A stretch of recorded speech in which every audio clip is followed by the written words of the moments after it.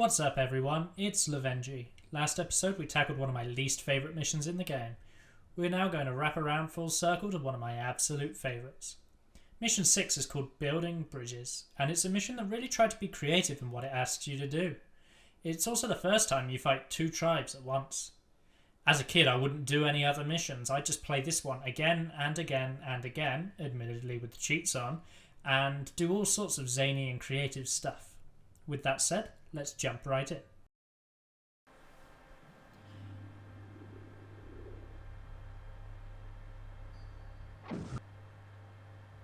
So we're going straight into mission 6 here. This is Building Bridges.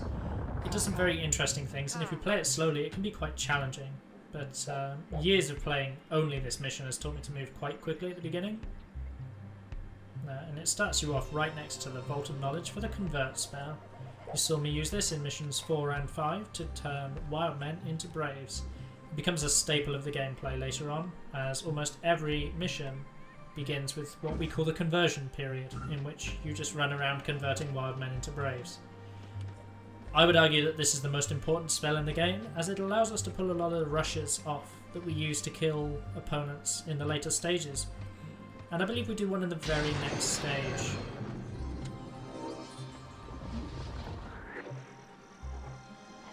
So we're unlocking the Convert spell, and we're very quickly moving to this area here. Now the Chumara, that's the yellow if you don't remember, will very quickly convert all of these wild men grouped up here to be braves in her village if you leave them alone. But what I found is if you move quick enough you can get there with plenty of time before she starts to come down for her own conversions. And what this gives you is a huge boost in braves. Somewhat of an unfair boost once you've got them all. This lets you kickstart your tribe incredibly quickly.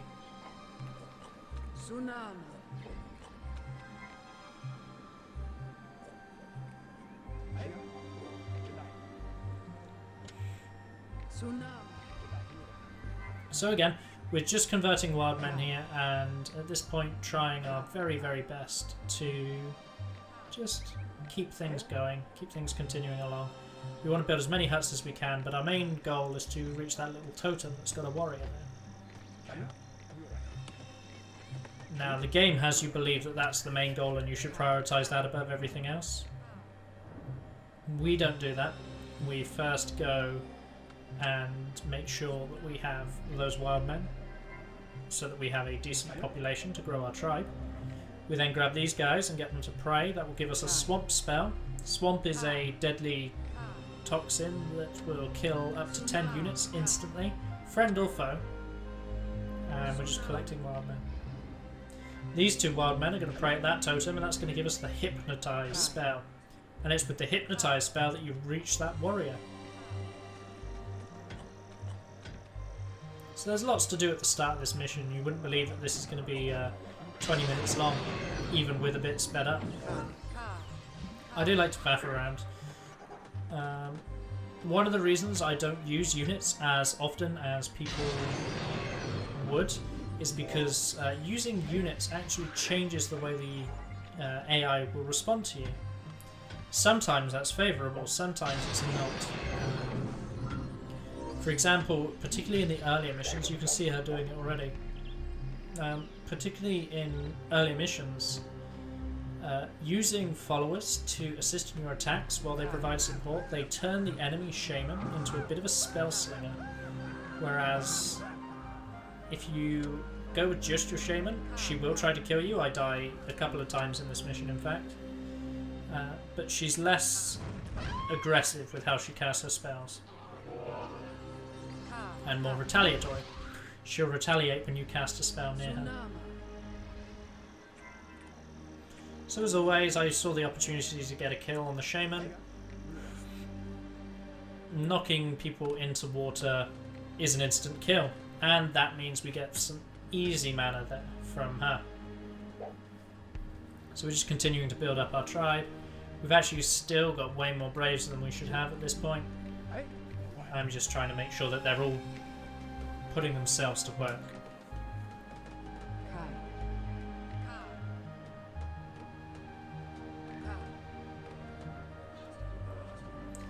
So I built this guard tower here. Not many people do. You don't have to. It's really just to protect from 2 instances of attacks. Where I just highlighted there is going to be where the enemy shaman from the Matak tribe launches her attack on us from. She's actually going to cast a land bridge across there and attack us from behind with some warriors. We wanted to cast the land bridge so we can use that to attack her, but we don't want the warriors to come in, so we sort of use the guard tower so that we can get some well-timed lightning blasts.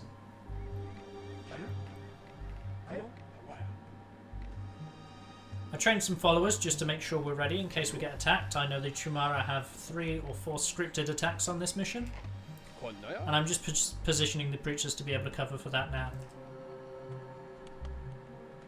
You don't have to do this. You can one-man army it with the shaman and have the shaman destroy everything she sees. I don't do that as much because whilst I enjoy casting spells with the shaman, it can be stressing to try and manage her on the offense and the defense because there's only one of her. So followers, even if they don't hold the line entirely, they delay them long enough to make shaman management a lot easier.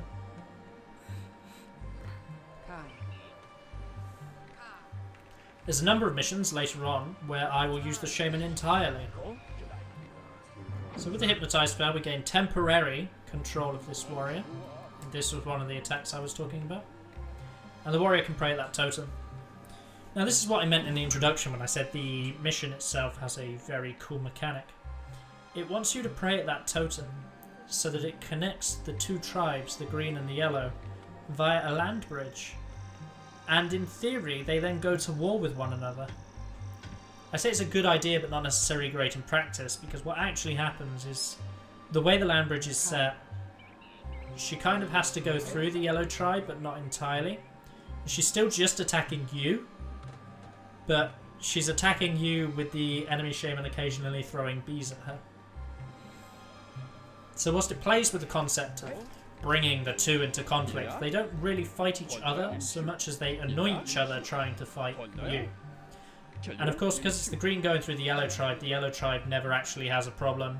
She just casts lightning all the time at the guard towers that the greens try to build. Personally, I would have liked to have seen a lot more actual conflict, you know, maybe them trying to wage war on each other. You'll see it later in some of the other later missions like Bloodlust, where tribes will go full out on war with one another and almost destroy each other. An easy target where you actually use a tribe as a shield from the other 2 tribes. So there's situations later in the game where the tribes really are at war with each other as well as you, and I would have liked that to have featured a bit more here, but it's one of the earlier missions, so you can also understand why they didn't want to do it right away.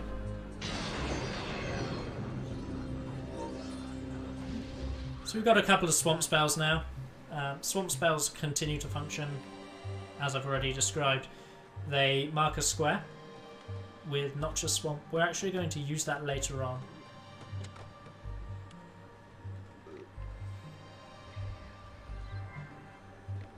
So this game's very interesting in that the height of the ground affects the range of your spells. So if you're on higher ground, you actually have a greater spellcasting range than if you were on low ground.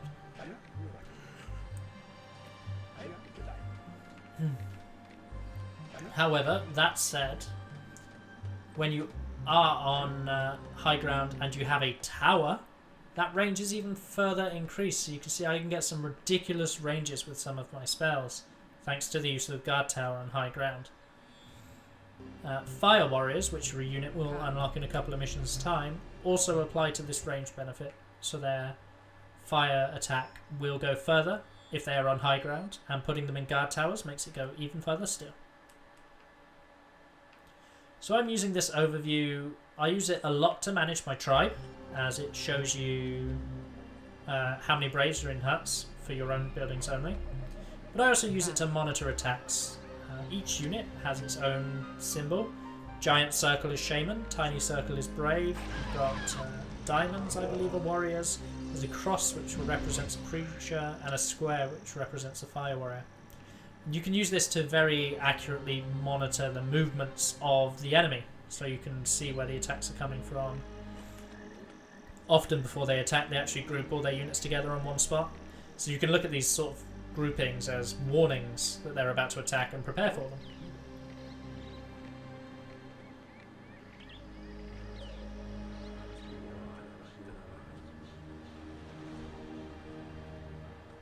So I'm still waiting for this land bridge for anything interesting to happen. A lot of these missions just spend a lot of time just waiting around, and once again, here's another attack. Once I get better at editing, I'll endeavour to fast forward a lot of the weighty bits to keep videos as short as possible. I had a go at it in this video, and you'll see later there's a very sharp cut as the sound no longer matches, and it was not fantastic, I'm gonna admit. But it doesn't detract from the game. I'm probably going to be releasing, of all the videos that I edit, at the end of the series I'll release an unedited cut. So that's the land bridge we were looking for. Now we can just clear that up with a single lightning cast. These are the bees I was warning you about. And now we can go to war!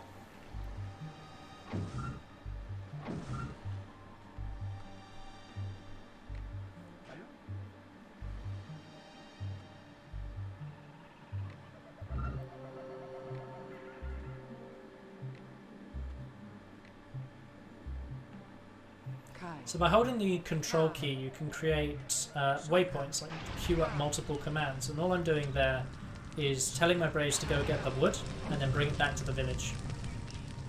The game is sometimes intelligent about how it wants to build things, but quite often it will say there's no wood nearby, and this little bit of micromanagement can actually help build up your tribe much quicker, because instead of your braves waiting for trees to grow back, they'll actually go out and do a little bit of deforestation further out and bring all that wood back. Having the wood already chopped means they only have to pick it up as well instead of doing the full chopping animation. That also makes things much easier. There's a little optimizations you'll see in things like online play, but they don't matter anywhere near as much for the campaign. The campaign is very much focused around scripted events and scripted behaviours, and if you just learn those, you'll be able to play the campaign even if you don't care about things as optimizations. You'll start to be able to identify when you're going to get attacked and what those attacks will look like, and it really won't worry you that much.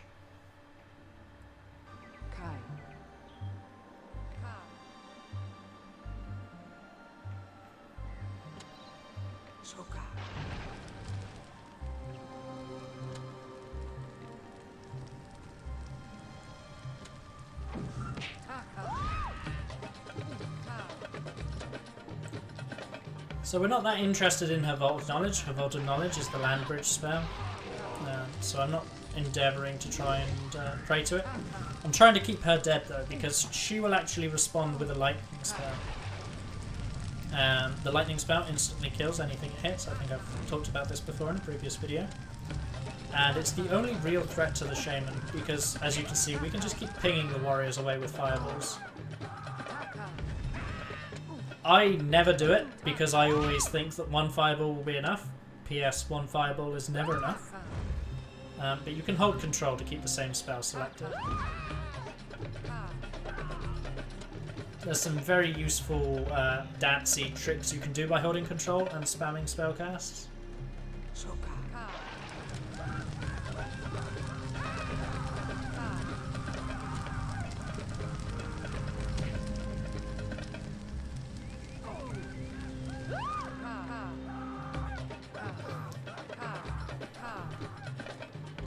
So I had a brief idea where I was like, I'm going to destroy both these huts and render them to only braves, and realise how much time that was going to take with the rate of mana regeneration that I actually have.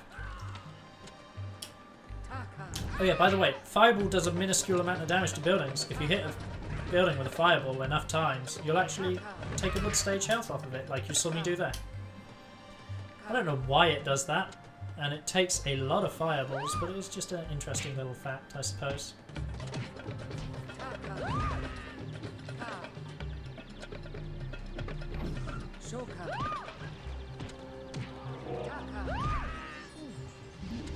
So I was getting quite fed up of all this brave management, so I actually used the swamp. That will kill any brave that it automatically returns to try to repair it.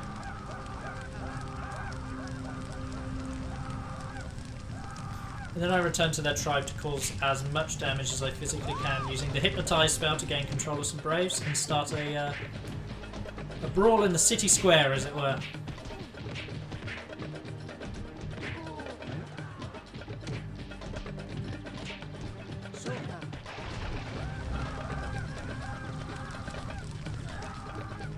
Now, it's not deliberate, but when she fights here, she actually gets me really good because she hits me up onto the mountain, and as you can see, your mountain move speed is slowed, so she casts the lightning immediately afterwards, so I have no way of dodging it from that point. And it was here I got really quite annoyed, and the audio desyncs when you speed up a clip, by the way, so I just overlaid the fighting song while I speed up and sort out my tribe.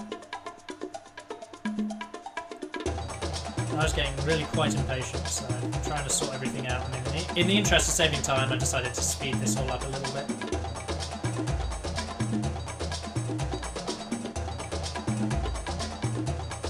And it's... yeah.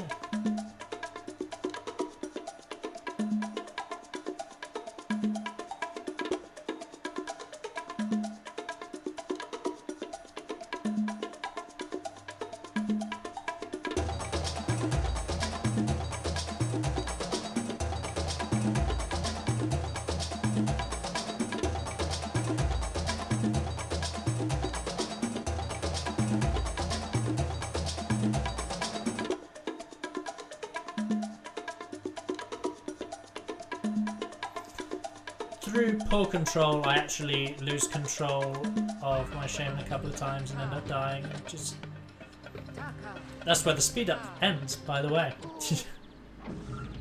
I haven't quite figured out how to do it smoothly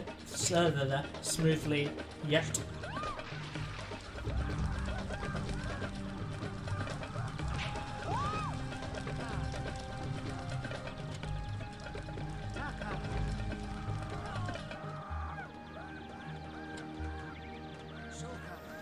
But it's at this point that we are actually able to finish off the green tribe.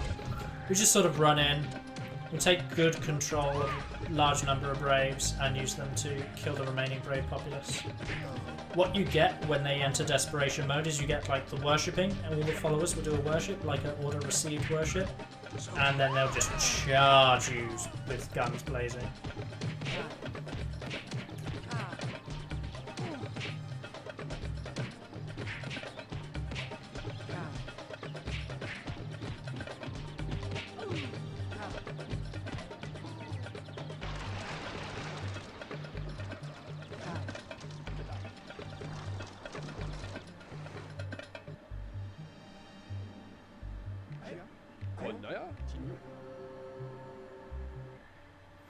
So at this point I'm just going to gather all my followers. I think we're about ready for a war. I've been preaching to an awful lot of warriors.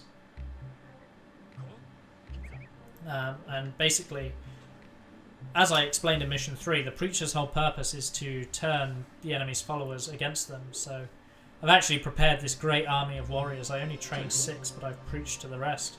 And we're going to use those to sort of lead the attack. This is going to give us access to a really powerful spell. I believe they call it Armageddon. Some people call it Fire Rain. The spell word is Doom Naga, I think. But it rains fireballs from above, which if you like fire, it's a spell for you. It does deal friendly damage, which is one of the reasons why I'm sending the Shaman in alone on this, because if you actually cast Fireball on top of your own army, you'll find out very quickly that that's bad. Almost every spell in the game has friendly fire on. You can knock your own villagers in the water, you can hit them with lightning, all sorts of negative effects apply to both the enemy and yourself. It's meant to be one of the balancing drawbacks of the Shaman. There's a spell called Earthquake that creates a small amount of lava, which is lethal to anything that stands on it. That applies to your followers as well. So there you go, we've got it raining fire, and now all that's left really is to just move in our followers and clean everything else up. I'm using the lightning to damage the huts as much as I can. Shaman respawns directly into a fireball storm and immediately runs away. Yeah. Any man that's flailing his arms and screaming like that, you have no control over him. You cannot actually give him an order, tell him to stop being silly, or any of that.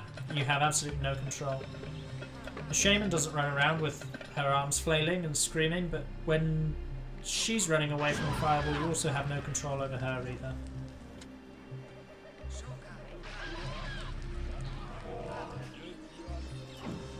So again, slight slopes are bad. They slow you right down and make you very easy to hit with various spells. It's one of my least favourite things about the game. Although, again, it makes for a very interesting mechanic. I like the idea. I like the idea that it takes longer to climb a hill than a flat piece of ground. It's just also a right royal pain in the backside.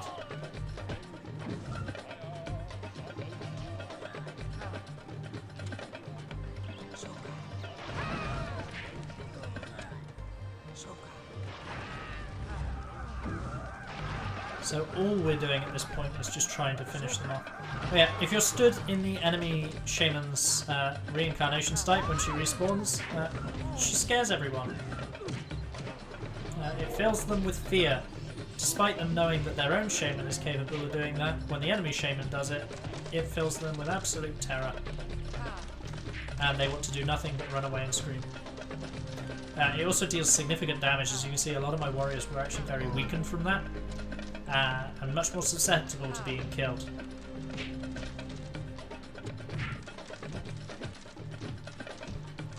So at this point it can be assumed that she's entered desperation mode. You can see, because things like the Braves, they're just charging straight for me. Tried to do a trick shot with the lightning and completely messed it up. So just having real trouble trying to actually kill this guy.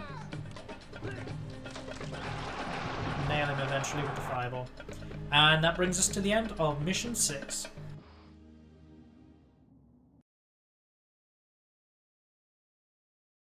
Shoddy editing aside, that was Mission 6, and I really hope you enjoyed it. I'm going to try to endeavour to improve on the editing for the later missions, as there's some really long missions coming up. You're talking like 40 minutes. But other than that, let me know what you think, and as always, like, share and subscribe. Bye for now.